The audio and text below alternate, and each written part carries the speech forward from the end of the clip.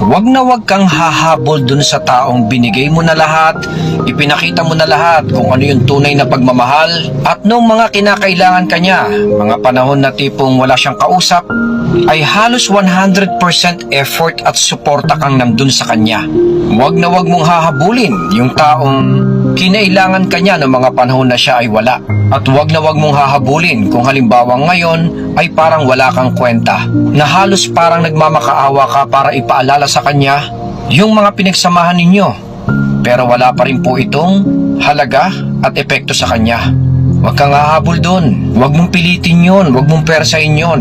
At hindi mo kailangan lumuhod para doon. Dahil sa pagtigil mo, paglayo mo, at pag-aaruga sa nararamdaman at sarili mo, dito niya muling maaalala yon. Dito niya uling makikita ang kabutihan at value mo. Dahil once upon a time, naging dependable siya doon. Kaya imposible na ito po ay hindi niya hanapin pag wala na at hindi na available para sa kanya.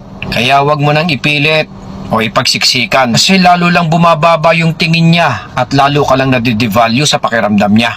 Yung biglang pagkawala mo, biglang pagbitaw at biglang pagpapaubaya mo ay mag-iiwan din ng malalim na sugat at impact sa kanya.